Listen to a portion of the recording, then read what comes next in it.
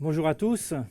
2002-2022, TDIE a 20 ans, un peu comme la fille que chantait Reggiani. Mais aujourd'hui, on est là, non pas pour écouter des chansons, mais pour parler transport, pour parler mobilité. Alors, avec un peu de rétrospective, vu l'anniversaire, mais surtout de la prospective. Voir comment les politiques publiques de transport pourront assurer non seulement les objectifs de décarbonation, mais aussi tout simplement les services que leur demandent les voyageurs et les besoins industriels avec le transport de marchandises. Alors pour en parler, 4 invités. Bruno Gazeau, président de la FNOT, merci Bruno d'être avec nous et qui nous dira ce qu'attendent nos concitoyens de ces prochaines années. Anne-Marie Hydrac, vous êtes aujourd'hui présidente de France Logistique et autre représentante pour le développement du véhicule autonome, et je ne présente pas tous les postes que vous avez assurés qui vous permettent aujourd'hui d'avoir du recul par rapport à toutes ces politiques publiques, de présidente d'entreprise publique au pluriel jusqu'à ministre, et on vous demandera un peu comment vous voyez cet avenir des mobilités et des politiques de transport. Pierre-Alain Laroche, président de la section transport du CGEDD, il se trouve que vous venez de commettre un rapport avec vos collègues sur la prospective, et ça n'est pas 2030-2040, c'est que 2040-2060, et vous nous présenterez tout à l'heure une synthèse de ce rapport, de voir comment vous envisagez ces 20 années 2040-2060. Et puis dans quelques instants, Laurent Probst, directeur général d'Île-de-France Mobilité, nous rejoindra. Il est à la tête de la plus grande autorité organisatrice de France, et donc c'est important aussi de voir comment, au sein de cette grande agglomération francilienne, il envisage la suite, notamment en intégrant peut-être, pourquoi pas, la route à ses compétences. Je voudrais commencer par Bruno Gazeau, parce que finalement tout ça c'est fait pour nos concitoyens. On parlera tout à l'heure de marchandises, mais c'est beaucoup fait pour nos concitoyens. Il y a eu un mouvement de balancier depuis 20 ans. On a petit à petit un peu, pas délaissé les grands projets, mais on s'est dit qu'il y avait de telles lacunes au quotidien en matière d'offres de transport et de mobilité, qu'il fallait résoudre ces problèmes d'engorgement, ces problèmes de saturation et aller au plus près des besoins de nos concitoyens. La prochaine priorité, c'est toujours celle-là, ou est-ce qu'il faut envisager maintenant d'autres choses, Bruno, pour nos concitoyens ? Mais déjà, je ne crois pas qu'on puisse séparer le transport du quotidien des transports en général.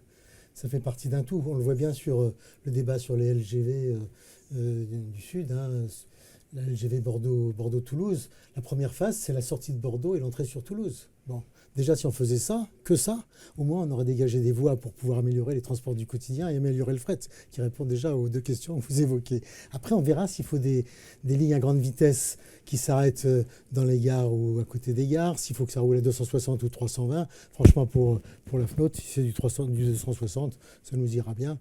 Et ce n'est pas un problème de rouler forcément à 320. 260, ça présente l'avantage, c'est qu'on peut aussi y mettre du train de fret ou des intercités. Donc c'est des voies déjà plus polyvalentes et donc plus utiles. Donc voilà, cette opposition-là, elle n'a pas lieu d'être. Elle a d'autant moins lieu d'être qu'on a vraiment besoin aujourd'hui d'intégrer quelque chose qui est en train d'exploser, mais dans le mauvais sens, les TER et les TGV. Il faut desservir les villes moyennes, il faut arrêter... M. Spinetta proposait de réduire de 230 à 80 le nombre d'arrêts de villes desservies par le TGV. C'est une mauvaise idée. Et il faut que le TGV irrigue le territoire, et il faut qu'il se marie avec le TER, ce qui se fait d'ailleurs aujourd'hui en Bretagne ou dans les Hauts-de-France. C'est très bien. Le TGV devient un TER quand il arrive à Lille. Et les gens de la région peuvent monter dedans en condition du TER. C'est parfait. La région économise un sillon, le TGV bénéficie à tout le monde, et aux heures de pointe, le TGV continue jusqu'à Dunkerque, Hazebrouck, Lens, Arras, etc. Ça, c'est très bien, c'est pareil sur la Bretagne, et c'est compensé en partie par la région. Je trouve que c'est une très bonne intégration du TGV et du TR, alors qu'aujourd'hui, ce qu'on constate, c'est que malheureusement, les régions ont bénéficié de la liberté tarifaire, très bien. nous étions pour qu'ils puissent présenter une offre ferroviaire et une intermodalité intelligente et qui soit compétitive avec la voiture. Mais ce qu'on constate, c'est qu'on a maintenant 12 tarifications régionales, chacun avec leur carte avantage. Évidemment, la SNCF, du temps de Madame Picard, s'est absolument abstenue de se concerter avec les TER. Comme ça, elle faisait des TGV qui allaient à Lille, à Bordeaux, à Toulouse et à Rennes. Voilà, très bien. Mais pas d'intégration. Et aujourd'hui, le SNCF Connect révèle, on a des pages entières de cartes avantages en région qui ne sont pas compatibles entre elles. Et les régions ont oublié que quand il y a de la liberté, il y a forcément de la responsabilité. Et ils ont oublié que la responsabilité, c'était de maintenir l'unité ferroviaire. Pourquoi ? Parce que quand on prend les régions, trafic dans les régions, c'est un habitant se déplace à l'intérieur de sa région, domicile, travail, étudiant. Pour ça, c'est très bien qu'il y ait la liberté tarifaire des régions. C'est parfait, ils font la politique qui convient.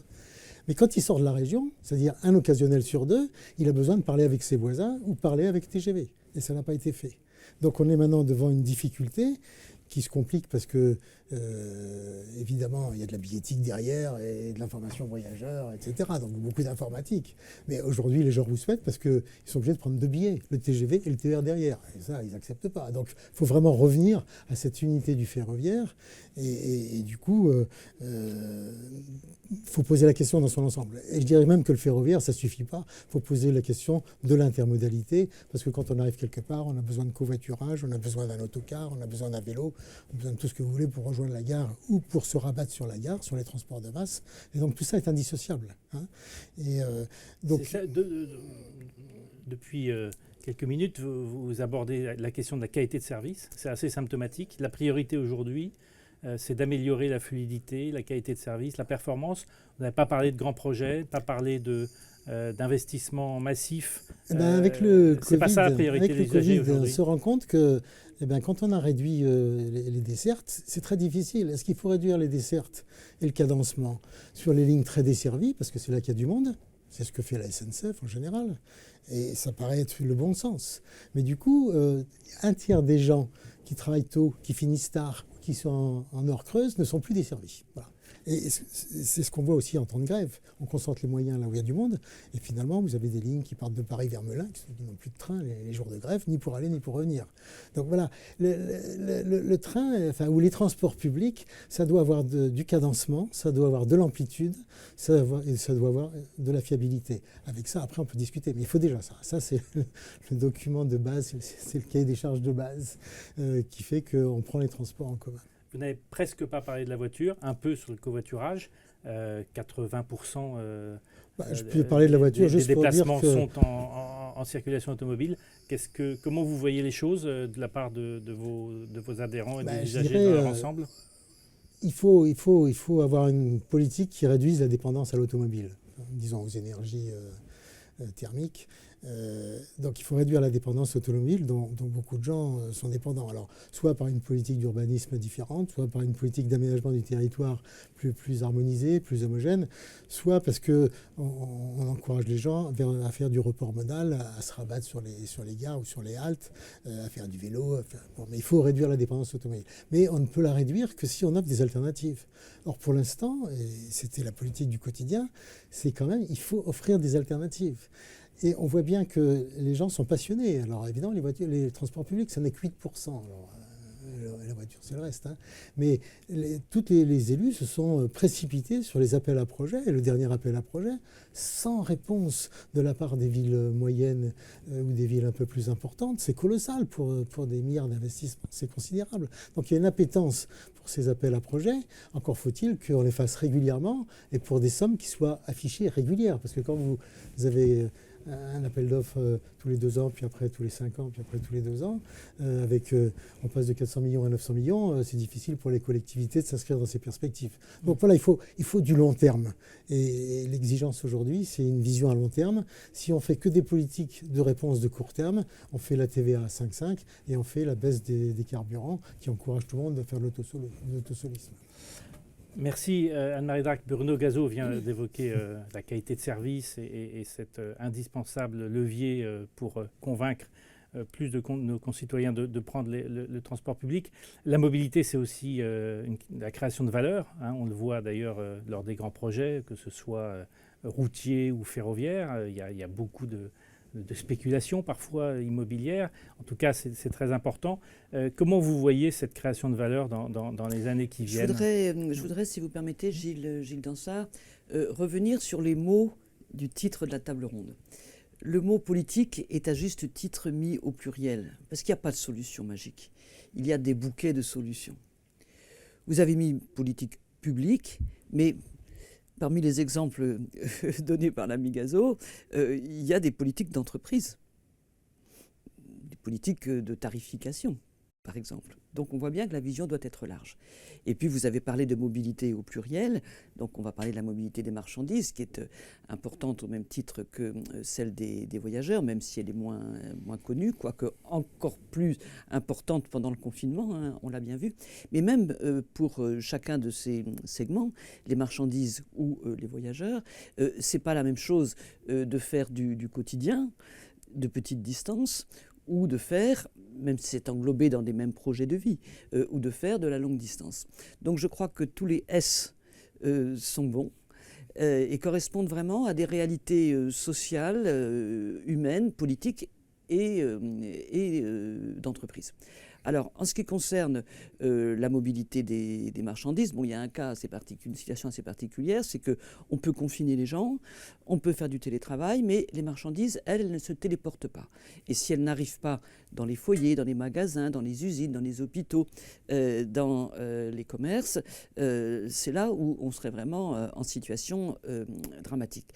Donc nous avons proposé à France Logistique, qui réunit dans un dialogue avec les pouvoirs publics nationaux et locaux l'ensemble des acteurs privés des chaînes logistiques, nous avons proposé un programme en 4 points, la gouvernance, l'emploi, la décarbonation et la dynamique économique. Je vais en fait lier surtout les deux que j'ai cités en dernier. Alors sur la dynamique économique, nous en avons déjà parlé souvent. Tout le monde adhère à l'objectif de décarbonation. Je crois que l'intérêt, c'est que la vision est claire, en termes de politique publique européenne d'ailleurs. Hein, bon, la vision est claire, donc il n'y a plus à sourciller. Il faut y aller. Il n'en reste pas moins que certains enjeux liés à la décarbonation, mais liés aussi à la compétitivité, ne doivent pas être complètement laissés de côté. Bon, c'est quelquefois un petit peu étrange de n'entendre parler que des externalités négatives, hein, des trains de marchandises qui font du bruit, les conditions de travail des cyclistes qui livrent des choses, évidemment les camions qui sont au diesel, les pauvres faute de mieux. Bon. Pour en revenir au sujet de la croissance économique, ce que nous pensons, et ça commence à se faire, hein, c'est que les grandes politiques publiques qui rassemblent la plupart des politiques, enfin beaucoup d'entre eux en tout cas, la relocalisation industrielle. À l'entrée et à la sortie, il faudra plus de logistique. La diversification des sources d'approvisionnement, idem. La modernisation de tous les types de commerce, idem. L'économie circulaire. Voilà. Bref, il y a toutes sortes de politiques publiques, je dirais transverses, qui vont avoir besoin d'une logistique de plus en plus soutenable, de plus en plus efficace, etc. Bon, sans oublier quand même que c'est tout à fait désolant que notre pays, qui est placé, comme on le sait, en Europe, soit largement contourné, hein, puisque on dit souvent que malheureusement Anvers c'est le premier port français, et 80 ou 90%, je ne sais plus, du transport routier est fait par des routiers étrangers, en fait. Bon. Tandis que nous peinons à trouver des sillons, parce qu'en fait c'est ça qui manque, pour le transport de marchandises par le fret. Aspect économique. Aspect décarbonation. Alors, dans toutes les mobilités, moi, mon expérience assez ancienne, je crois qu'il y a 3 leviers. Et ils s'appliquent, je crois, à toutes les formes de mobilité. Premièrement, réduire les distances. Deuxièmement, massifier. Troisièmement, travailler sur les carburants et les motorisations. Voilà. Alors, je vais prendre des exemples un peu dans les deux segments. Hein. Bon, réduire les distances, c'est affaire d'urbanisme, donc ça, on en a quand même pour un moment. Il n'en reste pas moins qu'à court terme, si on pouvait éviter de faire en sorte que les entrepôts s'éloignent d'année en année du centre de distribution, ça serait quand même pas plus mal. Bon. Ensuite, la massification. Bon, la massification ferroviaire, bien sûr, massification fluviale. Et un des éléments qui apparaît beaucoup sur les sujets logistiques, peut-être un peu moins sur les voyageurs, ou alors c'est déjà traité depuis longtemps, c'est la question des terrains qui vont avec. Par exemple, un des atouts du port d'Anvers, c'est qu'il y a beaucoup de terrains. Des difficultés que nous avons sur nos ports à nous, ou sur le fluvial, dans le fluvial, pour changer de mode, c'est qu'il n'y a pas beaucoup de terrains, où ils sont en conflit, les terrains pour faire accoster les barges, avec d'autres usages, de loisirs, par exemple. Donc, les distances, la massification, je disais, avec évidemment le rôle qu'on espère de plus en plus important des modes dits lourds, en particulier sur les axes et sur les segments de marché qui correspondent bien. C'est plus facile pour les matériaux de construction ou encore plus pour les céréales parce que ça va dans les deux sens, ou les entrants du secteur agricole, que pour la distribution fine de colis. Bon. Il n'en reste pas moins que le mode routier restera dominant. 75-80%, même si on atteint les objectifs formidables qu'on espère tous sur les modes plus lourds. Et il y a eu une assez grande évolution dans la politique européenne depuis quelques années, c'est-à-dire au lieu de sauter un peu comme des cabris en disant report modal, report modal, report modal, il y a une meilleure prise en considération de ce que oui, il faut agir pour le report modal, mais que c'est quand même embêtant de ne pas s'occuper du tout des 75% qui ne sont pas du report modal. Bon. Et sur la massification, j'attire juste votre attention sur un point, c'est que le camion, c'est la même chose qu'un bus, en termes de massification. Et que, en termes d'encombrement de la voirie, de l'espace public, en termes de consommation d'énergie pour le même volume transporté, quand on doit transporter aussi le poids des camionnettes, évidemment, ça consomme davantage que les camions. Donc, il faut avoir des approches assez fines là-dessus. Et puis j'en viens au sujet de motorisation et de bruit, etc. Mais j'en viens surtout aux motorisations. Ce qui m'embête beaucoup pour le fret ferroviaire, c'est vraiment le sujet des trains de nuit, parce que ce sont souvent pour avoir des sillons, et puis compte tenu des sujets de livraison, sont souvent des trains de nuit, ça a quand même du mal à passer. Voilà. Mais pour en revenir au moteur stricto sensu, il y a tout un travail en cours qui a été conduit et qui doit se poursuivre par le gouvernement, entre les transporteurs, les énergéticiens, les gestionnaires de réseaux d'infrastructures, etc. Et qui fait apparaître que la transition pour les camions va être longue, très coûteuse pour tout le monde, sous forme d'un arc-en-ciel, c'est-à-dire qu'il n'y a pas d'évidence. Aujourd'hui, c'est le diesel qui est dominant, il y a un petit peu de gaz, voilà. Et puis avec une séquence différente, des segments différents, je parlais de mobilité au pluriel, entre les petits véhicules en dessous de 3,5 tonnes, où grosso modo, avec un effort sur les prises, ça pourra aller relativement vite, mais en revanche, sur les plus grandes distances et les plus gros volumes, ceux qui sont d'ailleurs largement exploités par des transporteurs étrangers, là, honnêtement, c'est pas simple. On en est à des prototypes. Par exemple, sur l'hydrogène, ce sont des prototypes. Pourquoi pas, il faut continuer évidemment la recherche-développement. On est sur des coûts de l'ordre de 10 fois plus chers que les investissements qui se font aujourd'hui. Donc là, il faut laisser les choses se développer et puis également les investissements se faire. Mais encore une fois, ce que je trouve important, c'est que de manière peut-être plus complexe, en même temps, que dans le passé, il y ait des choix et des jeux d'action peut-être plus ouverts que quand on se disait, ça va être le transfert modal sur le train avec un opérateur unique et on va électrifier les voitures. Ça, c'était un petit peu plus récent, mais ça représente quand même effectivement l'essentiel des mobilités des personnes. Et donc, les exercices de prospective est encore plus intéressant, mais aussi encore plus complexe, puisqu'il doit dessiner des scénarios avec un certain nombre d'imprévus, d'impondérables, dans lesquels chacun doit trouver sa place, et en particulier, évidemment, doivent trouver leur place d'abord les citoyens, qu'il s'agisse de voyageurs ou qu'il s'agisse de consommateurs. Merci pour ce tour d'horizon qui amorce la présentation de quelques instants du rapport de prospectif du CGEDD. Je voudrais saluer l'arrivée de Laurent Probst, directeur général d'Île-de-France Mobilité, qui nous dira dans quelques instants ses priorités pour la métropole francilienne, comment il envisage l'avenir de ces mobilités, notamment du point de vue de la décarbonation. Mais juste une question, Anne-Marie Drac, sur plusieurs des sujets que vous avez abordés, le rôle de l'État, de la prescription publique est important. Et je prends comme exemple l'implantation des entrepôts, des Non, c'est zones les logistiques. collectivités locales. Alors, ou collectivités locales. C'est mixte, c'est les pouvoirs publics. Les Voilà. pouvoirs publics en général, on voit qu'il y a encore des implantations qui ne sont pas faites en fonction de dessertes fer, alors que ça pourrait aider, etc. Est-ce qu'il faut progresser aussi sur cette question-là? Oui, bien entendu. Donc les professionnels préconisent une planification.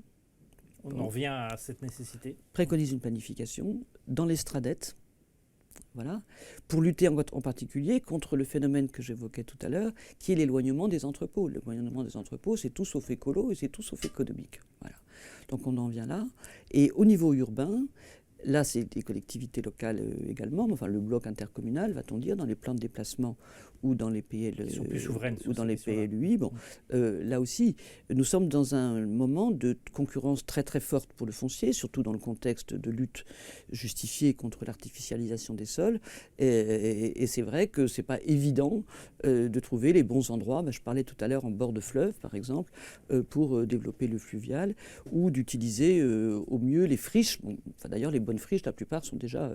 alors que c'est une solution pour la logistique urbaine, par exemple. Oui, c'est l'une des solutions pour la logistique urbaine. Alors l'État en tant que tel, lui, il intervient sur ce sujet particulier, à double titre, les réglementations sur la sécurité, et les réglementations génériques, je dirais, sur l'usage des sols. Et il y a eu des choses tout à fait intéressantes qui ont été construites en commun, privé-public, avec le ministère de l'Environnement, sur ce qu'on appelle en particulier la charte des entrepôts écologiquement responsables, aussi bien sur l'énergie que sur la biodiversité ou sur le sol.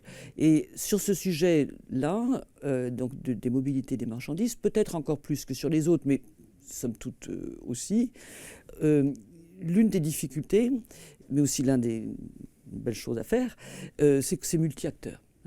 Il y a l'État national, déconcentré, les différents échelons de collectivités locales, des acteurs privés, qui certains demandent de l'argent, d'autres pas. Les logisticiens ne demandent pratiquement pas d'argent, mais ils ont beaucoup besoin de régulation. Et puis derrière ça, l'affirmation de l'importance des mobilités dans le débat public. La capacité à continuer à développer des études économiques comme vous le faites, voilà, avoir une certaine vision, et une vision qu'on puisse aussi porter à l'échelle européenne. Parce que pour l'instant, on ne l'a pas dit, mais beaucoup des sujets de décarbonation, alors en particulier sur l'aspect énergétique, électrifier les réseaux ou pas, mettre des normes plus dures qu'Euro 6, pour les camions. Bon, tout ça, c'est européen. Les équipements en borne de recharge, la normalisation. La normalisation des bornes de recharge. Et tout ça, ce sont des sujets qui sont européens et qui, d'ailleurs, pour beaucoup d'entre eux, sont au programme de ce semestre, donc de la présidence française du Conseil de l'Union. Merci. Alors, prospective 2040-2060, on se projette dans l'avenir, Pierre-Alain Laroche. 20 ans pour réussir collectivement les déplacements de demain. Je vous donne la parole pour 10 minutes pour envisager tout ça. Merci et merci à Anne-Marie Drac d'avoir excellemment introduit. Vous allez voir que nos travaux font écho tout à fait, y compris dans la structuration des trois leviers dont on parlait, puisqu'on va les retrouver dans nos graphiques. Et ça n'est effectivement pas une surprise, puisqu'en fait, nous avons travaillé avec une quinzaine de rédacteurs, mais une centaine d'experts, et nous avons consulté à plusieurs reprises beaucoup d'acteurs de TDE et les parties prenantes. Donc cet exercice était parti sur une idée assez simple. Essayons de mettre nos idées ensemble pour y voir un petit peu clair, puisque dans le programme du CGEDD, on nous demandait de clarifier un peu ces aspects-là. Puis finalement, l'exercice a pris de l'ampleur. Il a pris du temps parce que la crise Covid n'a pas facilité les choses. Et puis on a voulu prendre le temps aussi de tirer les leçons de cette crise. Et donc on aboutit, le 8 février, à publier cette masse de documentation avec des rapports très thématiques, une vision de synthèse que je vais essayer d'exposer en quelques mots. Ce travail avait été conduit par le CGEDD et France Stratégie conjointement, et ça a été une expérience très intéressante. Donc, moi, j'ai suivi le titre décarboné. Donc, je vais surtout parler de décarbonation. On pourra parler d'autres choses ensuite, mais moi, je suis studieux et donc, quand on me demande décarbonation, je dis décarbonation. Mais il se trouve que c'est pile poil l'angle privilégié qu'on a pris dans notre analyse.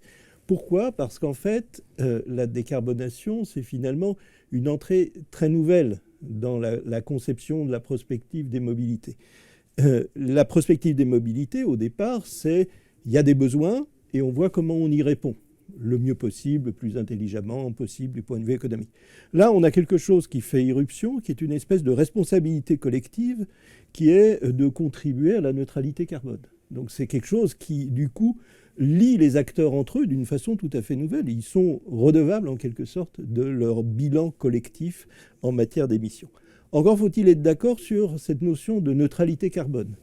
Et là, on a essayé d'aller au fond des choses, et donc on a raisonné dans ce qu'on appelle une empreinte carbone complète, incluant toutes les analyses de cycle de vie des véhicules, des infrastructures, tout ce qui se passe à l'international, finalement, tout ce dont l'usage de notre économie et de nos usages est, entre guillemets, responsable en termes d'émissions de gaz à effet de serre, pour voir si le challenge de la neutralité pouvait être porté par le secteur des transports sans aller piocher dans les puits de carbone des autres, c'est-à-dire en ayant sa proportion de puits de carbone par rapport aux émissions actuelles. Et en fait, l'exercice a conduit à travailler sur cette question.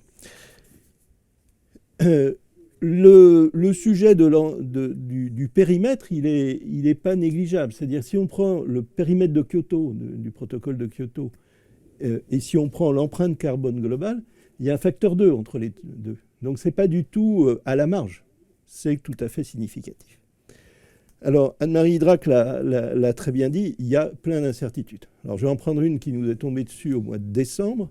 On avait fait tous nos calculs, c'est Alain Sauvant qui est notre calculette en chef, et il avait tout bien fait, ses graphiques et tout, et puis l'INSEE sort une prospective démographique qui s'infléchit dans son scénario central radicalement en 2040. C'est-à-dire qu'on est passé d'une hypothèse où l'INSEE nous disait au mois de novembre 2021, il y a une projection tendancielle, c'est le scénario central, le comité des retraites, tout ça, tout le monde prenait cette hypothèse et tout d'un coup, paf, on voit une diminution significative de la population française entre 2040 et 2060. On a le temps de changer encore d'avis. Et les démographes ont encore le temps de changer d'avis. Mais c'est juste pour... Donc on a refait tous les calculs, donc on est conforme à la doxa démographique actuelle, mais il n'empêche que quand même ça introduit un certain doute sur la précision de ce que l'on peut extrapoler à ces échéances-là. Et donc ça a été une belle leçon d'humilité.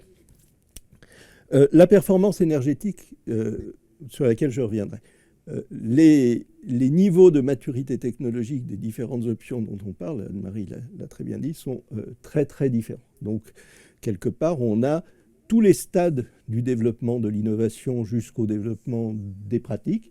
Il y a seulement une chose qu'il faut avoir en tête, c'est qu'entre le flux d'acquisition, le flux de production, le flux d'acquisition par les usagers de véhicules neufs, l'instauration d'un système de marché de l'occasion qui permet à l'ensemble de la population d'en bénéficier, puis le fait qu'on ait un effet significatif en termes de stock et non pas en termes de flux, on ne peut pas raconter d'histoire, ça prend du temps. Et ça, c'est quelque chose qui est tout à fait déterminant dans l'analyse que l'on peut faire de projection à 10 ans ou à 15 ans ou à 20 ans. La soutenabilité du modèle économique, des transports en commun. Laurent Probst est nettement mieux placé que moi pour en parler, mais c'est aussi un des facteurs d'incertitude, c'est-à-dire jusqu'où est-ce qu'on est capable de soutenir les renforcements de parts de transports en commun que nous avons fait l'hypothèse. Dans certains cas, dans nos scénarios, on aboutit à 1/3 de transport collectif dans les grandes métropoles alors qu'on est à 19% en moyenne. C'est un effort qui suppose que quelque part l'accompagnement et la soutenabilité soient au rendez-vous. Sinon, ça ne marche pas. Donc c'est aussi une incertitude très très forte. Et puis bien sûr, l'incertitude importante, c'est celle du comportement. C'est-à-dire, au-delà de l'idée générale, au-delà de la bonne volonté, que vont faire réellement les gens? Ce ne sont pas des automates. Et ils ne répondent pas à des signaux économiques ou qui leur disent ce qu'ils doivent faire. Donc, quelque part, cet important espace du libre arbitre est un facteur qui est très, très important dans la conduite de la politique publique, comme on y reviendra. Donc, ces questions de décider en avenir incertain est pour nous au cœur de la construction des politiques publiques. Grosso modo, on dit des choses extrêmement simples. Il y a des politiques robustes. Aujourd'hui, décarboner les motorisations de segments pour lesquels les technologies sont mûres, c'est avoir des bénéfices industriels et des bénéfices en termes de factures qui sont réels et solides. Donc là, on est dans le assuré, mais on voit bien, on va le prendre avec les véhicules électriques des particuliers. Rien que cette mutation, elle n'est pas simple du tout. C'est pas facile, les prises, les bornes, les choses comme ça. Donc il y a tout un accompagnement qui est nécessaire. Grosso modo, si on prend le scénario le plus robuste de nos extrapolations, qu'on a appelé ambition de base, on s'aperçoit qu'il fait les 2/3 du chemin par rapport à la décarbonation. C'est pas rien, c'est beau, c'est solide, parce que je vous rappelle qu'on a une grosse ambition sur l'empreinte, hein, donc les 2/3, c'est déjà très bien. Et en fait, il y a les 3/4 des bénéfices qui viennent de la mutation des motorisations, et il y a 1/4 qui vient de l'évolution des pratiques, la massification, et c'est là qu'on va trouver les 3 leviers dont je parlais. On a les effets des modifications d'aménagement et d'urbanisme, qui malheureusement, à des échéances de 40 ans, pèsent très peu dans le bilan, mais qui en fait sont structurants sur le plus long terme. Alors, quand on a essayé d'abandonner cette logique un peu déductive de les grands signaux économiques dictent le comportement des acteurs et qu'on a voulu rentrer dans la prise en compte de l'incertitude des comportements et des acteurs, on a développé un ensemble, une panoplie large de scénarios. Je ne vais pas tous les détailler ici. Il y a quand même 2 scénarios qu'on a étudiés, le pire climatique et le scénario hyper contraint. Je peux vous dire qu'ils ne sont pas séduisants du tout. Ils ont des conséquences sociales, environnementales, etc. Mais quand on les regarde, quand on les décrit, ils ne sont pas du tout impossibles. Donc il faut... Alors, je prends souvent l'exemple de Caribé-Silla, c'est-à-dire c'est des écueils, hein, c'est l'inaction ou la maladresse. Caribé-Silla, il vaut mieux savoir que ça existe, et puis on navigue en essayant de les éviter. Alors, faites-nous peur un instant, ça donne quoi le scénario? Non, je ne veux pas le regarder celui-là, je veux savoir qu'il existe. Je veux savoir qu'ils existent pour les éviter. Et en fait, tous les autres sont des scénarios qui apportent des bénéfices à la société, tant économiques en termes de mutation industrielle que du point de vue de la responsabilité collective en termes de décarbonation. Les scénarios donc, qui nous bouclent l'équation de la neutralité carbone en 2040 sont des scénarios qu'on a construits à rebours, mais qui en fait s'appuient sur la combinaison de 2 outils qui sont les motorisations, la décarbonation des motorisations et la sobriété dont je vais dire quelques mots. Il y a en fait 2 versions qu'on a prises, très contrastées. Une version qui est une version très technologique, avec des paris réussis, au-delà des choses déjà bien assurées, et une version très sociétale qui suppose des massifications d'usage très très importantes. La suivante. Et des maturités de comportement. Oui, tout à fait. Alors, ce schéma est peut-être un peu compliqué, mais il me semble assez illustratif. Ce sont les 2 backcastings, et on a représenté les 3 leviers dont parlait Anne-Marie Drac tout à l'heure, c'est-à-dire l'évolution de la demande de transport au sens les voyageurs kilomètres ou les quantités de déplacement. Le 2e levier, c'est le remplissage, c'est-à-dire la massification, la quantité et l'efficacité de l'usage des véhicules, la mutualisation des véhicules, le fait d'intégrer l'empreinte du véhicule fait qu'un véhicule réutilisé plusieurs fois dans la journée n'a pas du tout la même empreinte. Dans nos scénarios, technologiquement, on a des véhicules dont on espère des durées de vie de 300 000 km, y compris pour des VL, parce que sinon on n'y arrive pas. C'est-à-dire quelque part, il faut arriver à concevoir des véhicules qui, comme les poids lourds ou d'autres, ont des temps de parcours importants. Et le quatrième, et il est majeur, c'est la décarbonation de la motorisation. Deux scénarios contrastés, l'un qui a une très faible capacité de croissance parce qu'on est en stagnation de la demande, parce qu'en fait, on n'arrive pas à compenser les croissances par la qualité de la motorisation. Le deuxième, lui, il a quelque chose de très positif. Il y a une difficulté, non ? Non. Il a quelque chose de très positif parce qu'il permet de la croissance, mais il suppose que la technologie soit au rendez-vous. Ce qui est commun aux deux, c'est la massification. C'est en fait le fait qu'on lutte contre l'autosomisme. Bien sûr qu'on ait les mobilités actives qui vont bien, qu'on ait tous les masses qui vont bien, tout ça va de soi en quelque sorte dans l'analyse, mais qu'on soit suffisamment massifié pour qu'on ait une économie générale du secteur. Voilà, et dernière slide, ces chemins sont très ouverts. Bien malin celui qui est capable de dire aujourd'hui de façon précise ces échéances 2040-2060. De toute façon, ils constituent, et on le voit déjà, des modifications importantes de comportement et d'usage. Donc, de toute façon, on fera autrement.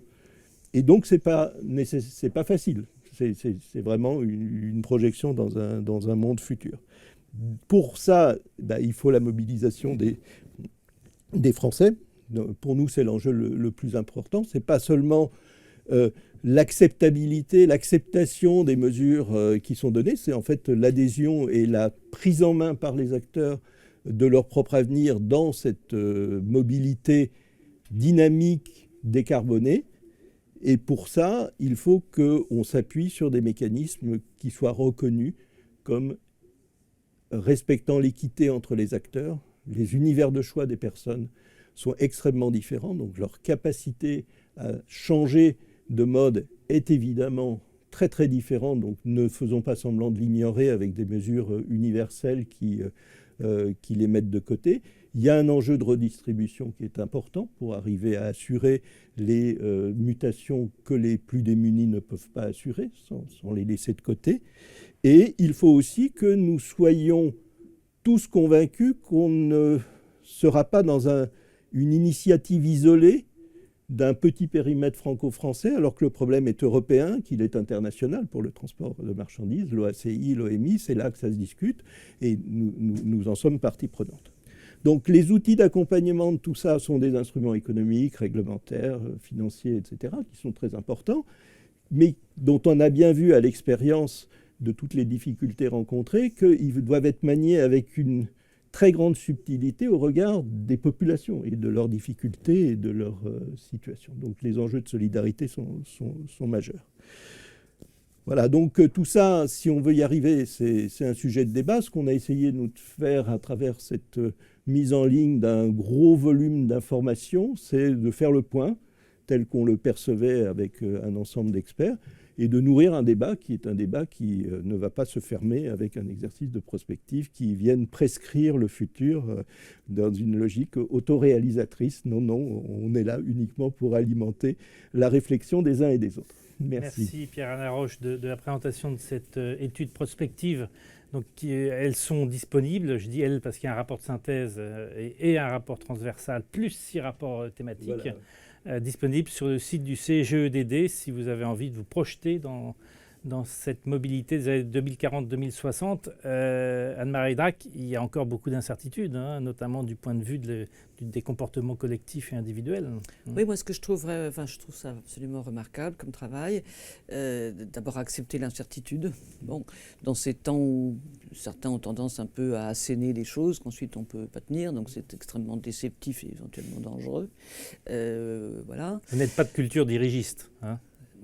Enfin, en tout cas, faudrait que ça marche. ce que je trouve intéressant dans un document du ministère de l'Équipement,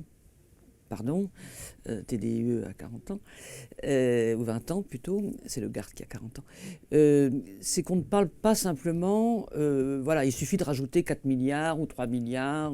C'est pas des équations. Ouais. Voilà, des équations, puis des équations en belle et bonne argent et béton. Bon, moi j'ai rien contre, hein. Dieu sait que j'ai été fier de lancer un certain nombre de projets. Bon.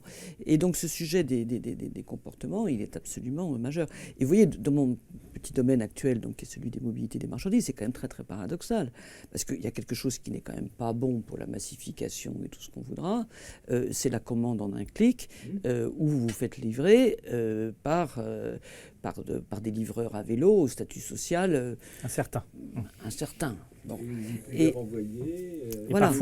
Parfois en 15 minutes. Voilà. Et donc, Et on vous dit que c'est voilà.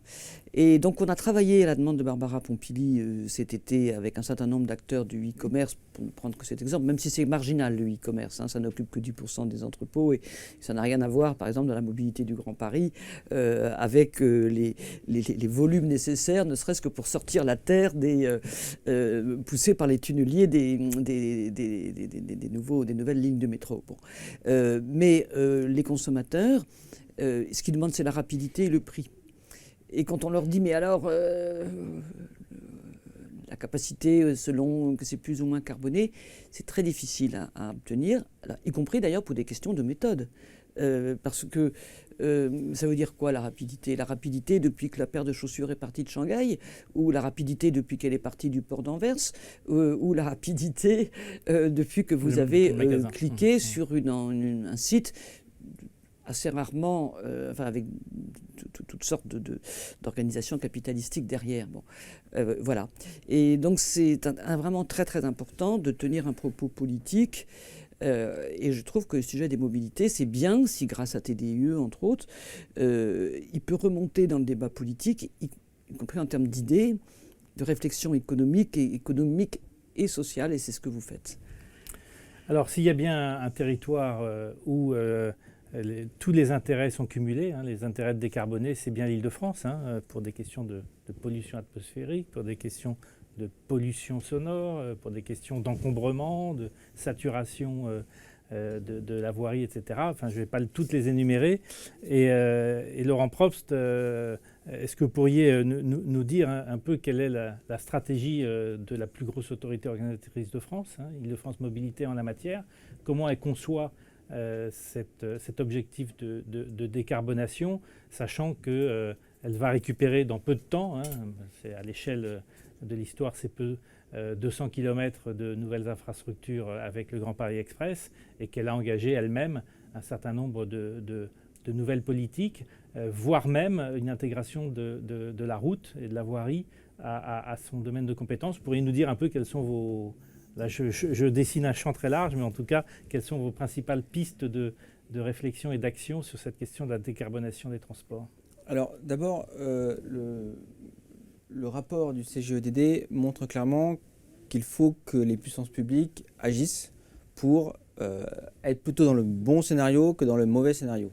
Et que ne rien faire, finalement, va nous faire aller dans le mauvais scénario. Donc, on ne sait pas très bien ce qu'il y a dedans, mais on n'a pas envie d'y être. Ça, on n'a même pas envie d'en parler. C'est le coup d'inaction et... Bon. Voilà, alors, moi, je vais aussi commencer sur une note positive. D'abord, il y a beaucoup de choses qui sont déjà faites par les collectivités publiques. Sans doute pas assez, il faut aller plus loin, mais il y a beaucoup de choses qui sont déjà faites, notamment sur le Grand Paris Express, par exemple. On voit bien que dans Paris, les habitants de Paris n'ont plus besoin de prendre la voiture. Ils prennent le métro. La part modale de la voiture dans Paris est très faible, alors qu'en Grande Couronne, c'est l'inverse. Et donc, on voit bien qu'un mode de transport fiable et performant, hein, c'est pas M. Gazo qui va me dire le contraire, ça va inciter les gens à ne plus prendre leur voiture, parce que franchement, ça sera plus compliqué de prendre la voiture. Donc, beaucoup de choses sont lancées pour ça. Donc, la première priorité, c'est, pour décarboner les mobilités, c'est d'orienter les gens vers les transports en commun, qui sont déjà décarbonés, alors qu'ils le seront complètement à cet horizon-là, puisqu'on a lancé également un grand plan d'avoir des 100% de bus propres en 2029 sur toute la région et dès 2025 sur la zone dense. Donc à ces horizons-là, le transport sera presque décarboné, parce qu'effectivement, vous l'avez dit, hein, je veux dire, la production, la production des véhicules, ça émet un peu de carbone. L'électricité, elle ne sera jamais 100% décarbonée. Donc la première priorité, orienter les habitants vers les transports en commun et donc améliorer les transports en commun, donc le bus, améliorer justement l'infrastructure. Automatisation des métros, automatisation des trains, des voies bus avec de la Augmentation des signalisation. capacités et des offres, c'est ça. Voilà. Et puis, donc, c'est pas seulement travailler sur les transports en commun.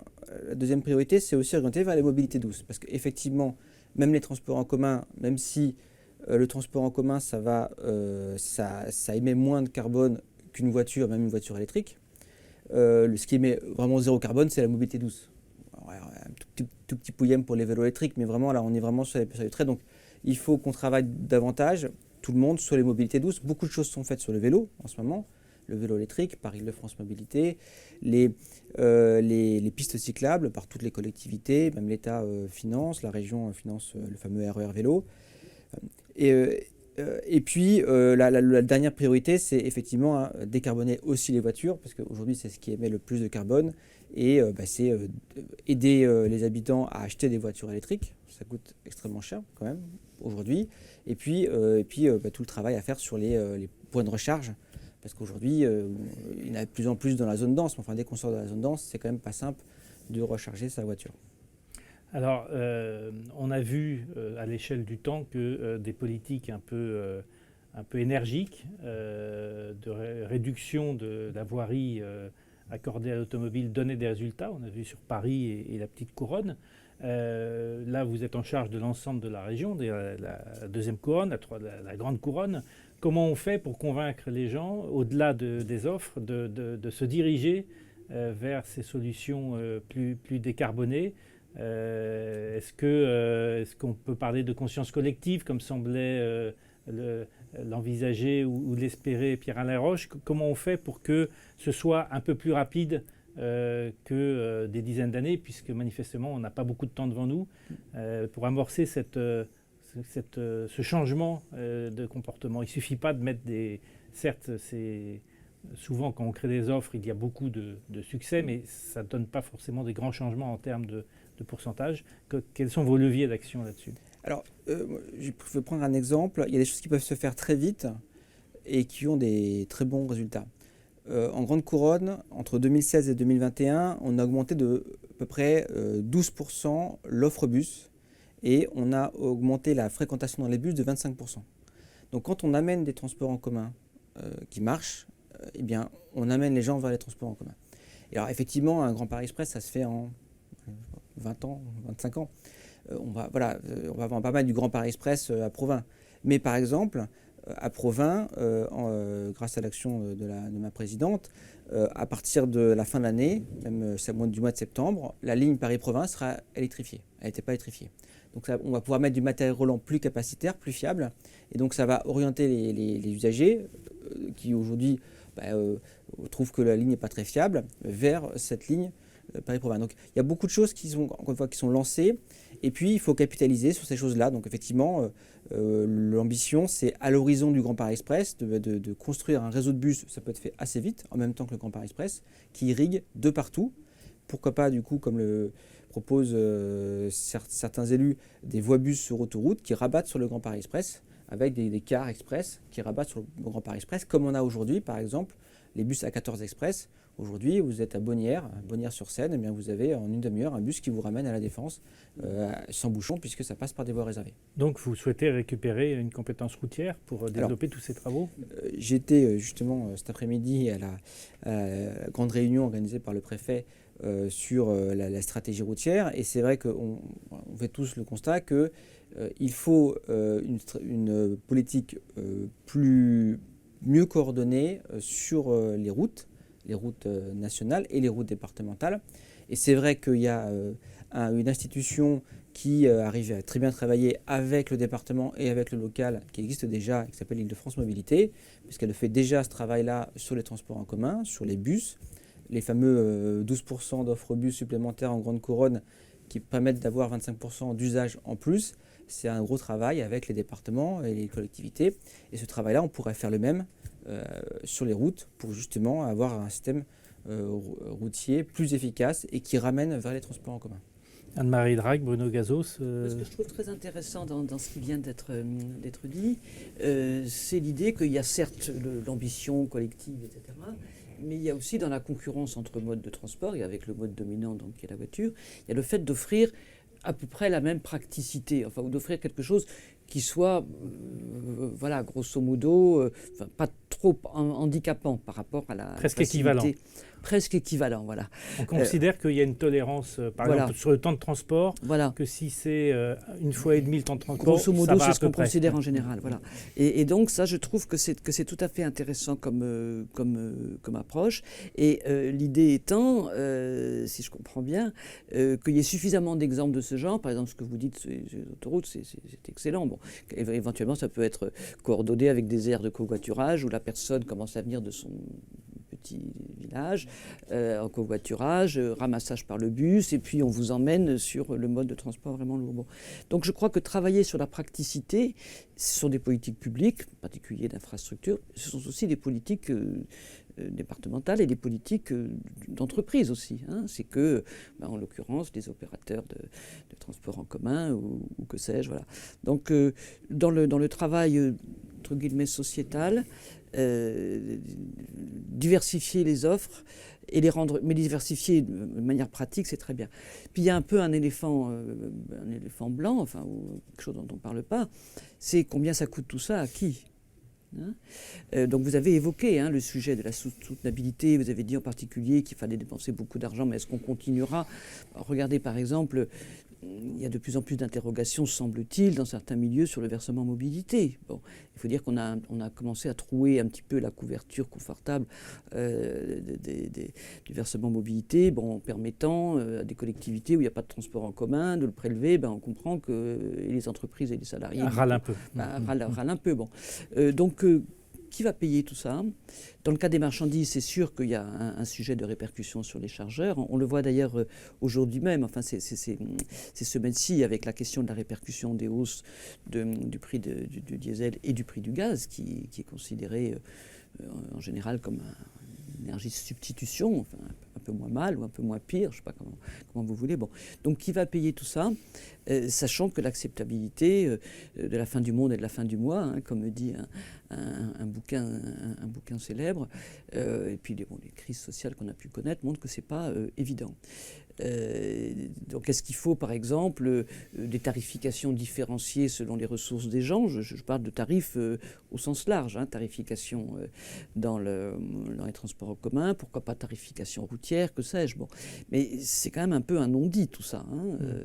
Laurent Probst, quelle est la maquette financière d'une certaine façon d'Île-de-France Mobilité ? Parce que la tarification, c'est pas simple d'agir sur la tarification, c'est pas très électoral.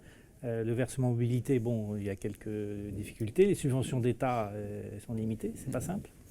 Alors, en ce moment, les finances des autorités organisatrices des transports sont pas simples, effectivement, parce qu'on a beaucoup moins de recettes. Forcément, à la fin, il y a un trou dans la caisse. Donc tout le monde fait des efforts pour serrer tous les boulons pour que ça passe, mais si ça dure trop longtemps, il va y avoir un problème d'investissement. Alors, je dis si ça dure très longtemps, parce qu'après, si le trafic, si les gens reviennent dans les transports en commun, et on l'a vu après les grèves de 95, on pense que les gens vont revenir dans les transports en commun. Nous, notre projection, c'est que à partir de 2024, on retrouvera le niveau de 2019. Même avec le télétravail. Même avec le télétravail, alors, parce que le télétravail pour nous va jouer à de l'ordre de 5% sur le trafic de l'heure de pointe, mais pas forcément sur le trafic de la journée, parce que la personne qui télétravaille, elle va quand même sortir. Voilà. Et puis, quelqu'un qui a un pass Navigo et qui télétravaille 2 jours par semaine, il va garder son pass Navigo. Donc en termes de recettes, c'est pas des pertes. Enfin, en tout cas, on a perdu la croissance prévue, on a perdu 5 ans de croissance, mais au moins on a retrouvé le niveau 2019. Après, le vrai sujet, c'est que au-delà de ça, effectivement, il faut développer les transports en commun. Pour décarboner, il faut développer les transports en commun, notamment. Alors, et je dirais même, notamment là où toutes les infrastructures routières sont congestionnées, mais pas seulement. Même à la campagne, et d'ailleurs on le voit nous en Grande Couronne, on fait du transport à la demande. Alors ça ne coûte pas aussi cher qu'un métro, mais le transport à la demande, c'est quelque chose qui me paraît complètement essentiel.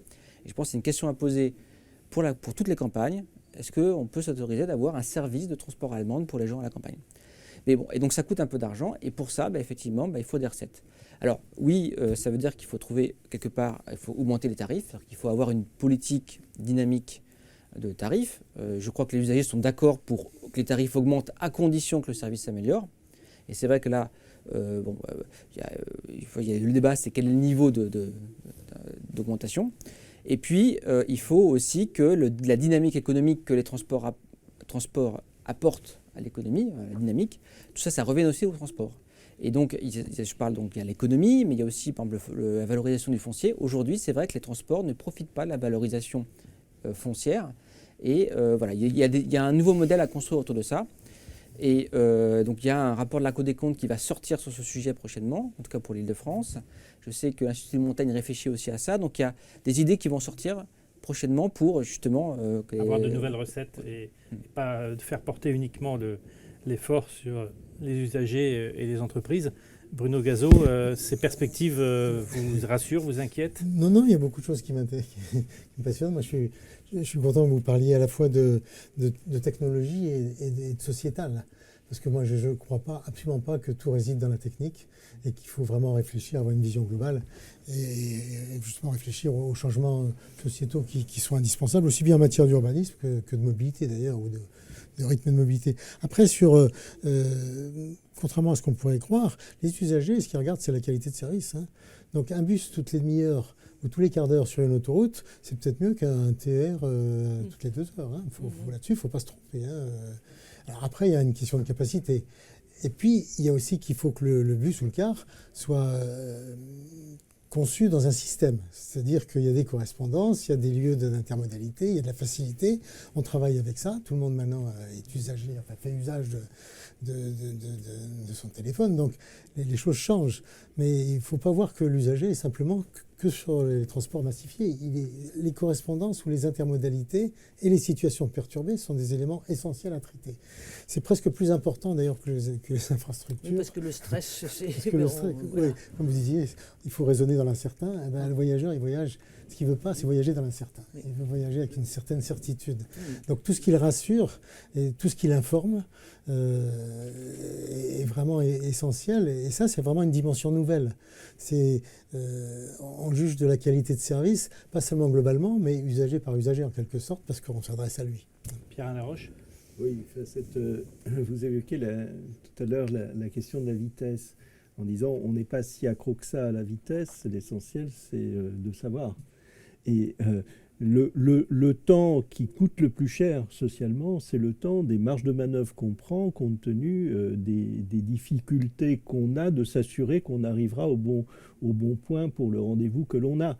Et donc on prend des marges qui sont, alors là pour le coup, vraiment du temps perdu parce que les espaces, les interstices sont pas bien, alors que quand on est installé confortablement dans des transports, on est capable de valoriser le temps qu'on y passe. Donc on a quelque chose qui a beaucoup changé sur les mobilités de grande distance, qui est effectivement le fait que le transport est exceptionnellement confortable du point de vue de l'usage que les gens peuvent avoir. Vous êtes aujourd'hui assis dans un train, vous êtes comme au bureau. Moi, je suis ravi d'être dans le train parce que je peux travailler tranquillement et je travaille très très bien dans le train.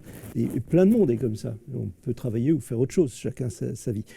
Donc cet enjeu de la régularité et de la qualité d'offre est vraiment crucial pour ces basculements.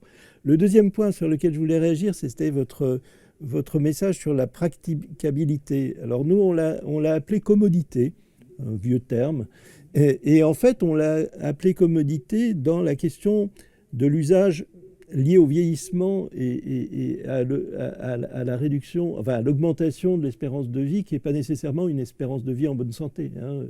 C'est compliqué. Donc, quand on est sur l'ensemble de ces solutions avec des relais complexes pour avoir bénéficié des effets de massification, la qualité du service, mais je ne veux pas me substituer à vous pour le dire, la qualité du service pour que toutes les personnes s'y retrouvent à l'aise est très important pour entraîner.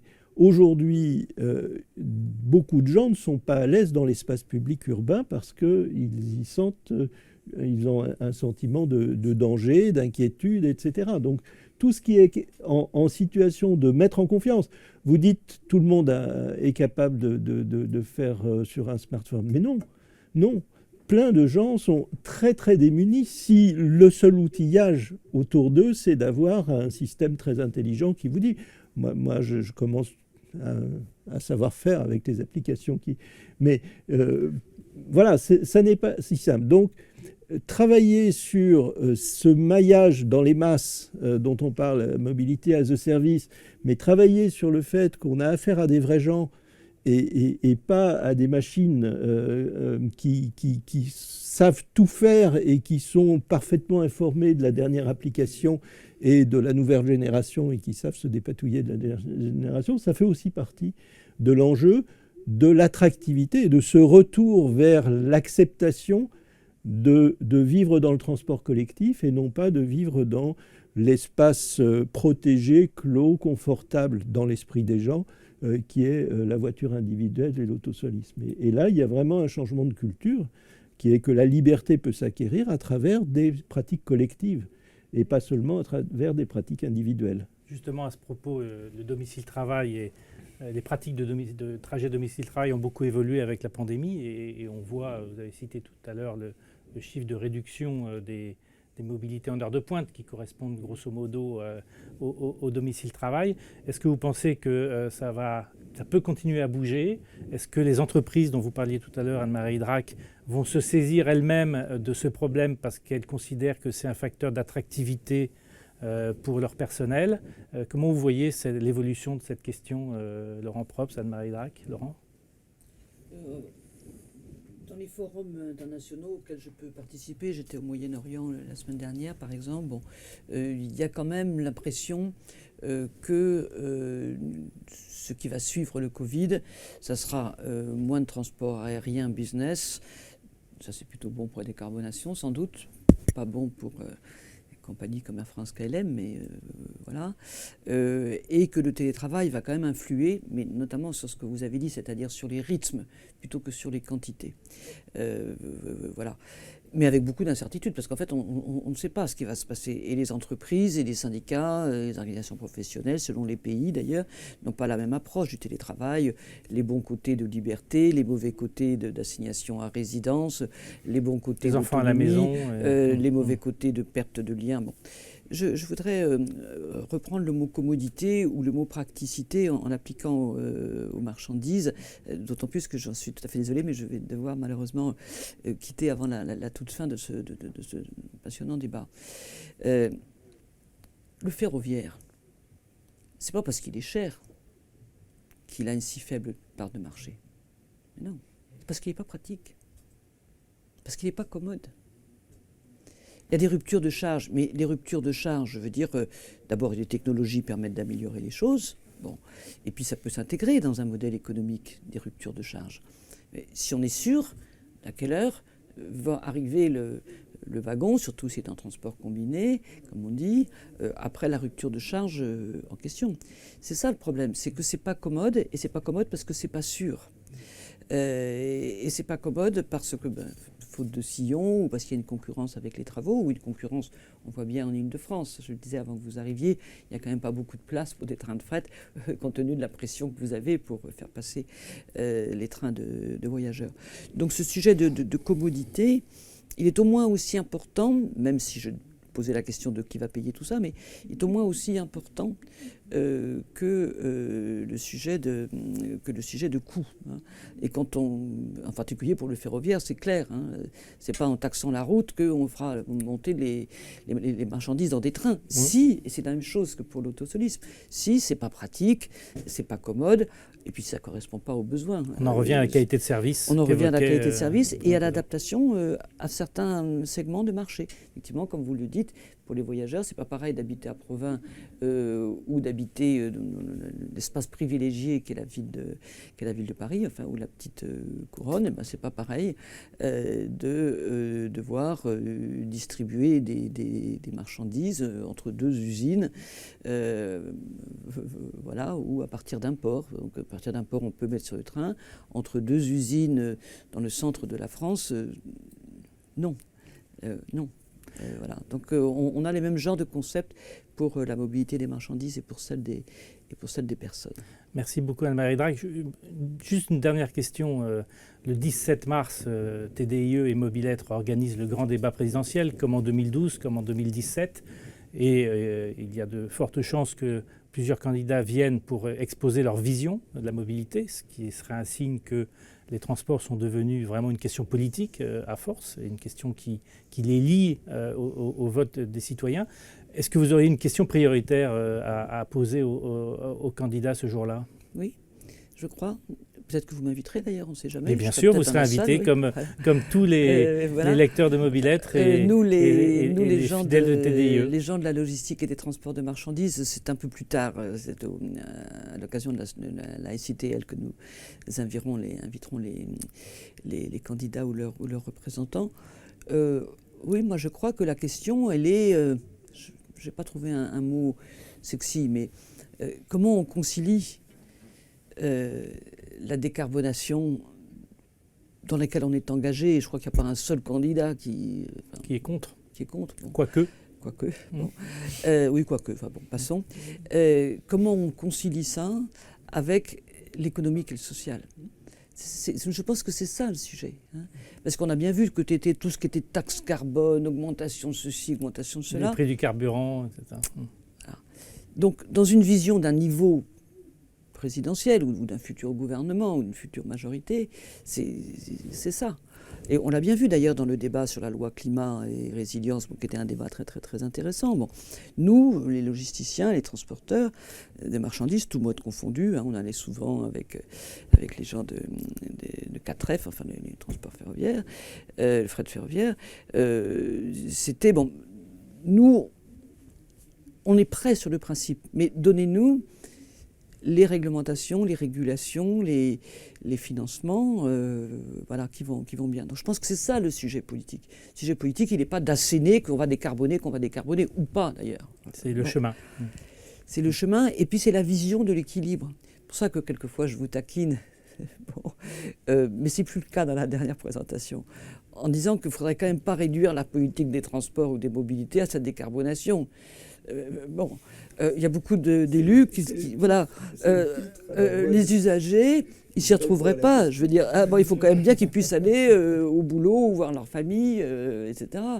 On a des technologies en France qui valent quand même le coup d'être valorisées, pourquoi pas exportées, voilà. Donc, comment on balance entre l'objectif central et des objectifs qui ne devraient pas être oubliés. Merci, nous essayons de faire passer le message et de poser la question. Voilà. Et vous êtes évidemment, comme tous ceux qui nous écoutaient et nous regardaient aujourd'hui, invités le 17 mars en présentiel ou en distanciel pour ce grand débat présidentiel. Merci Anne-Marie Drac. Merci et pardon les amis de devoir vous quitter. Laurent Probst, stratégie bas carbone, neutralité carbone en 2050. Donc on a abordé la question des offres, on a abordé la question des financements, même la question de la gouvernance. Le développement de la concurrence, c'est un outil de plus pour multiplier et intensifier le développement de toute cette politique. Alors, je vois que la concurrence, pour nous, n'est pas une fin en soi. C'est un mode de travailler. Et donc, tout dépend de ce qu'on met dans la concurrence. Et d'ailleurs, nous, on a quand même évolué sur le sujet, puisqu'on n'était pas du tout en concurrence, et là, on va dans beaucoup de concurrence. Et on a eu une sorte d'autorégulation en fin 2021, quand on s'est retrouvé en plein dans cette concurrence des bus en grande couronne. Et on s'est dit qu'on n'était peut-être pas dans la bonne direction et qu'il fallait qu'on change de direction, notamment sur le sujet social. On avait déjà intégré le sujet environnemental, puisque nos appels d'offres comprennent la transition énergétique des bus. Et je crois qu'il faut du coup veiller à ce que les objectifs de la mise en concurrence comprennent bien les objectifs politiques. Donc ça veut dire une bonne qualité de service. Et donc indirectement, ça veut dire aussi avoir un bon niveau social, parce qu'on a besoin d'avoir des collaborateurs dans les opérateurs de transport qui se sentent bien dans ce métier-là et que ce soit un métier attractif. Et puis, travailler sur ce sujet de la décarbonisation des transports, avec justement l'objectif d'une meilleure coordination des transports, des pôles multimodaux, que tous les opérateurs de transport soient intéressés à ça et pas seulement à la vente des tickets sur cette ligne de bus en question. Pierre-Alain Laroche, la dérégulation des offres, là je parlais de concurrence, mais la dérégulation, l'inverse, c'est-à-dire pas la régulation par une autorité organisatrice, la dérégulation avec l'arrivée d'acteurs nouveaux qui peu ou prou s'affranchissent des règles. Alors on l'a vu tout à l'heure avec les coursiers, mais ça peut aussi être le cas dans d'autres, on a vu avec les trottinettes, etc. Est-ce que ce n'est pas un danger un peu pour l'espace public et la perception des mobilités? Je voulais déjà réagir sur la concurrence parce que comme administrateur de la RATP, nous sommes très directement concernés par la question soulevée par Laurent. Et effectivement, c'est un enjeu tout à fait crucial de trouver le bon curseur sur la qualité de service au sens de l'entreprise qui fournit et qui s'engage. Et dans ce domaine-là, merci des évolutions qui ont été évoquées. Elles sont tout à fait critiques pour que tout le monde puisse vivre cette ouverture à la concurrence de façon sereine et sans être dans l'esprit qu'il y a, des gens qui viennent faire du dumping. Et ça rejoint la question de la dérégulation. C'est pour ça que je fais la transition. Voilà un bel exemple où on commence à vraiment réguler la logique d'ouverture. Après la dérégulation... Même si on peut considérer que les coûts peuvent être abaissés. Oui, mais bien sûr, ils le sont de fait. Enfin, si vous regardez les lots ferroviaires en PACA qui ont été attribués, ils ont été attribués avec une qualité de service à un prix largement inférieur à ce qui était... Sans dumping social. Sans dumping social, enfin, en tout cas avec les règles qui étaient communes. Donc oui, il y a bien sûr stimulation de cette compétition qui est très importante. Après, nous avons un cadre social en France qui est un cadre qui est censé être protecteur des individus. C'est vrai que quand on a vu se développer un certain nombre de pratiques dans les livraisons à domicile, etc., comme d'ailleurs dans l'ubérisation d'un certain nombre de logiques, eh bien, il y a des enjeux sur le modèle social français qui se posent. Ils ne se posent pas qu'en France, puisqu'on a bien vu que la question s'est posée dans plein d'autres pays. Donc, quelque part, il faut savoir raison garder dans cette affaire-là. C'est-à-dire pas tout à n'importe quel prix parce que ça fait plaisir et qu'on en tire un bénéfice immédiat. Le bénéfice immédiat de consommateur, on le paye en fait en cohésion sociale, on le paye en dimension de vivre ensemble. Donc soyons très très prudents sur ces questions de dérégulation. Elles n'ont de sens que de façon très très ponctuelle et très immédiate. Est-ce que dans les études que vous menez, aussi bien Île-de-France Mobilité qu'au CGEDD, et là je parle d'une tranche d'années avant 2040-2060, d'ici 2030, voire un peu après, en tout cas dans cette accélération nécessaire à la neutralité carbone, est-ce que vous avez envisagé des crises de croissance du transport collectif pour aller vite, en tout cas, ou des aménagements? Est-ce que vous pensez que c'est un défi qui n'est pas facile à atteindre, notamment vu les compétences disponibles, vu les financements, etc. Alors, là, je vais changer un tout petit peu de casquette. Ce n'est pas le travail de prospective, mais c'est plutôt l'activité qu'on a au Conseil d'orientation des infrastructures. On sort d'un Tour de France où on a rencontré tous les acteurs territoriaux pour faire notre rapport d'orientation sur les investissements. Et on témoigne en fait d'un dynamisme et d'un appétit absolument colossal des acteurs locaux vis-à-vis de ces enjeux de remise de la question de la mobilité dans l'agenda politique. Peut-être que c'est encore l'occasion des présidentielles et peut-être l'occasion... Donc il faut un signe pas politique encore. pour encourager... Voilà, en tout cas, le signe, tous nos interlocuteurs en collectivité locale, eux, portent ce message de la mobilité, c'est au cœur de nos politiques. Donc voilà, il faut y répondre. Alors, il faut y répondre, c'est vrai que quand on cumule les appétits collectifs, c'est vertigineux. Donc, quelque part, il va bien falloir raison garder là aussi. Et le modèle économique des services qui se développent est effectivement un modèle économique qui aujourd'hui n'est pas établi, que ce soit en Île-de-France ou que ce soit en province. Ne nous racontons pas qu'on est capable de développer l'offre de services express métropolitains, de RER métropolitains partout. En appuyant sur un bouton. En appuyant sur un bouton, quelque part. L'intendance ne suivra pas, et donc la part, comme il y a une part déjà très importante de contribution publique d'impôts à travers le versement mobilité, eh bien en fait l'effet de transfert vers le consommateur est considérable. Laurent Probst, souvent les élus d'Île-de-France Mobilité se plaignent des délais, par exemple, du gestionnaire d'infrastructure SNCF Réseau. Est-ce qu'il n'y a pas un risque que ce soit difficile d'atteindre des objectifs d'ampleur ? Alors, moi, il y a effectivement des risques importants pour aboutir sur le scénario optimiste du rapport du CFGEDD. Il y a énormément de travaux, notamment en Île-de-France. Et effectivement, il faut qu'on réussisse à faire ces travaux. Et aujourd'hui, on voit que sur la maîtrise d'ouvrage, chez SNCF Réseau, il y a une difficulté. Non pas du côté des équipes de SNCF Réseau qui sont d'une très grande compétence, mais elles n'ont jamais fait autant de travaux.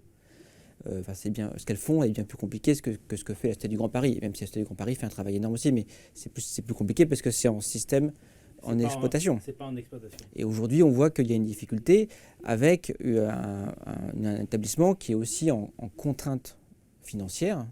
Et donc, quand on a une contrainte financière, mais qu'on doit s'épandre, la Cité du Grand Paris, elle a pu complètement s'épandre pour travailler efficacement. Donc là, il y a un sujet au niveau de SNCF Réseau. Il y a le deuxième sujet, on en a parlé sur le financement, parce qu'un gros risque, c'est que si on n'a pas de financement de long terme, et ça fait quand même plusieurs années, au-delà de la crise Covid, où je pense qu'on va s'en remettre, moi je suis très positif là-dessus, mais quand même sur le financement long terme, on sait qu'avec l'arrivée du Grand Paris Express, il y a un gros coup de finance. Il manque 1 milliard. Voilà, il manque 1 milliard. Et donc en Ile-de-France, mais je pense qu'il y a d'autres collectivités en France qui ont ce problème de financement-là. Il faut le trouver. Encore une fois, je ne dis pas qu'il faut que l'État subventionne. Il faut trouver un modèle pérenne. On a parlé de captation de plus-value, par exemple, mais il faut trouver ce modèle-là. Et puis, il y a un autre sujet. Je pense que sur les transports en commun, modulo le sujet SNCF Réseau, sur les transports en commun, il y a quand même beaucoup de choses qui sont faites, qui sont lancées. C'est quelque chose qui marche et qui s'améliore. Je pense que sur les mobilités routières, il y a un problème. C'est-à-dire qu'aujourd'hui, on est vraiment sur le laisser-faire. Et effectivement, il va falloir influer les comportements. Et si on n'influe pas les comportements, eh bien, on n'arrivera pas au scénario optimiste. Et donc pour ça, il faut un changement de gouvernance sur le routier.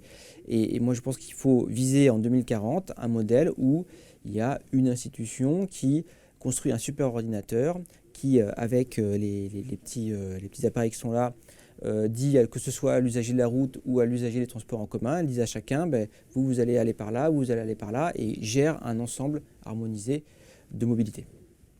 Bruno Gazeau, ces perspectives de croissance sont demandées par les usagers, mais il y a un mur quand même de faisabilité. Oui, il y a beaucoup de choses. Moi, je crois pas qu'on puisse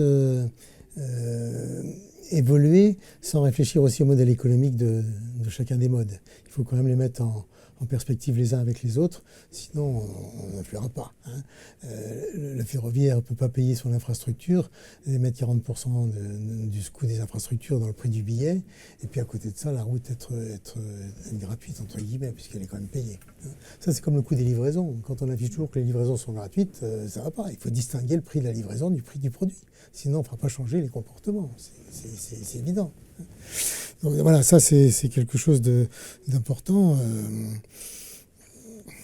Pierre-Alain Roche, vous connaissez bien les arcanes de l'État et tous les instruments de gouvernance publique. Est-ce que, je ne parle pas simplement du ferroviaire, mais est-ce qu'on, pour atteindre ces objectifs que vous avez rappelés tout à l'heure, est-ce qu'on peut sortir d'un certain malthusianisme des investissements, notamment dans les zones urbaines, et aller plus franchement vers cette accélération des offres? Alors, je mets la métropole francilienne un peu de côté, puisqu'il y a eu le Grand Paris Express, mais il y a les RER métropolitains, il y a tout un ensemble de TCSP réclamés par les autorités locales. Est-ce que peut y avoir un soutien public beaucoup plus fort? J'ai été tout à fait en phase avec ce que disait Bruno Gazeau. Quand on avait travaillé sur le premier rapport du COI, on avait été très prudent sur les appels à projets. Et pourtant, ça avait à l'époque déjà surpris qu'on insiste là-dessus. Et puis, on a eu un succès absolument colossal. On parlait des pistes cyclables.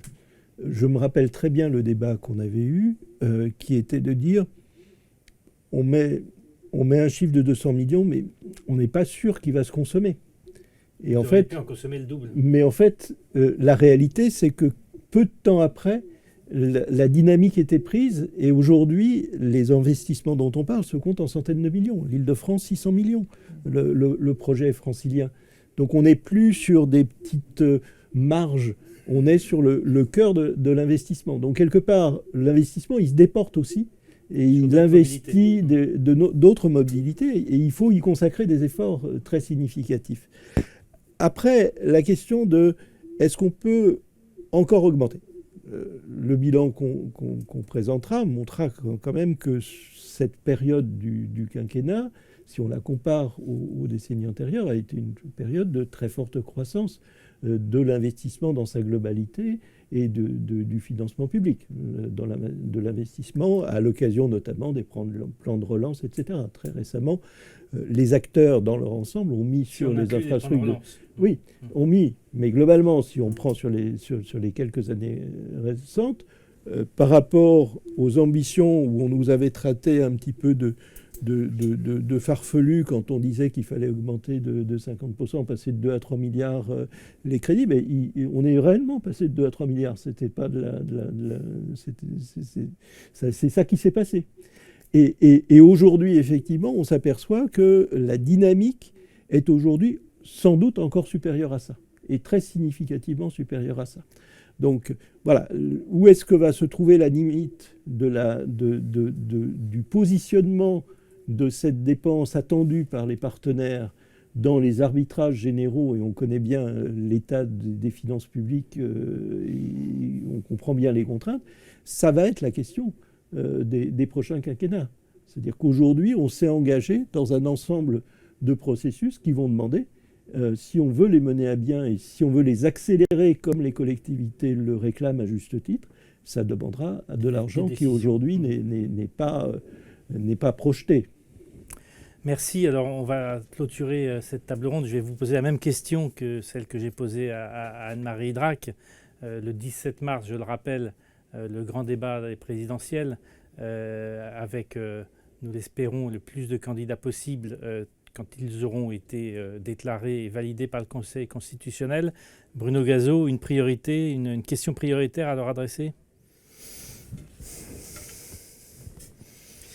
Moi, je suis favorable à la concurrence organisée des opérateurs, mais je suis encore plus favorable à une organisation rationnelle par les autorités organisatrices, avec une vision politique qui englobe le social, qui englobe la décarbonation.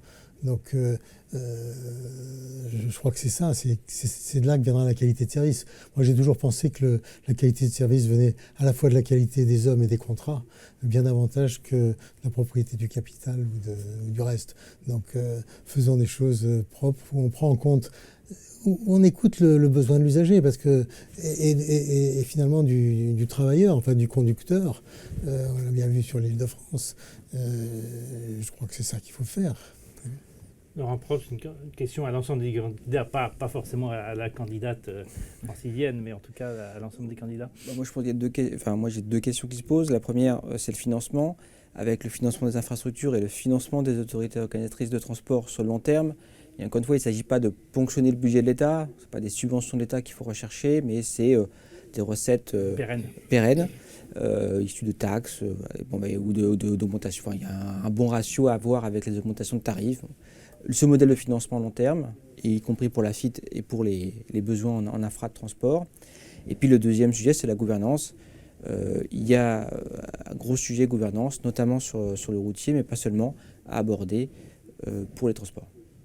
Pierre Laroche, même si on n'est pas en période de réserve. Hein, voilà, mais nous, notre rôle, c'est de conseiller le gouvernement, quel qu'il soit, donc, et pas d'interpeller les candidats au présidentiel. Donc, je vais évidemment essayer de me plier à l'exercice, mais avec les réserves d'usage. On a un enjeu dans les conversions qui est qu'il faut, en termes d'emploi, qu'on soit au rendez-vous. Il faut que nos industries soient celles qui, sur le marché international, sont des fournisseurs, je veux dire providers de ces technologies. Donc ça, c'est un enjeu qui a des conséquences sur l'économie absolument considérables. Et donc ce chemin-là, il ne faut pas le rater. Le deuxième chemin, c'est qu'aujourd'hui, c'est amplifier un mouvement et une dynamique autour de la question de la redynamisation des mobilités, parce qu'on était arrivé à des... et dans le cas de l'Île-de-France, c'était criant. Le déficit d'infrastructures collectives pour répondre à la nature des déplacements. Donc quelque part, nous avons un exercice de rattrapage. Il ne s'agit pas de développer, il s'agit de rattraper un retard qui a été accumulé dans ces domaines qu'on appelait des mobilités du quotidien. Donc ce rattrapage, il a un coût, il demande du temps, il demande de l'énergie, mais il est indispensable. Merci beaucoup. On aurait pu aborder encore plein d'autres sujets, notamment la question industrielle, avec l'intérêt de la création d'emplois non délocalisables de toute la filière et d'autres questions encore, mais il faut bien finir, non pas une grève, mais une table ronde. Donc je vous propose de vous donner rendez-vous le 17 mars pour le grand débat présidentiel. Vous recevrez en tant que amis de TDIE et lecteurs de mobilette des invitations prochainement en présentiel ou en distanciel au choix. Et nous vous souhaitons une bonne après-midi ou une bonne soirée et à très bientôt.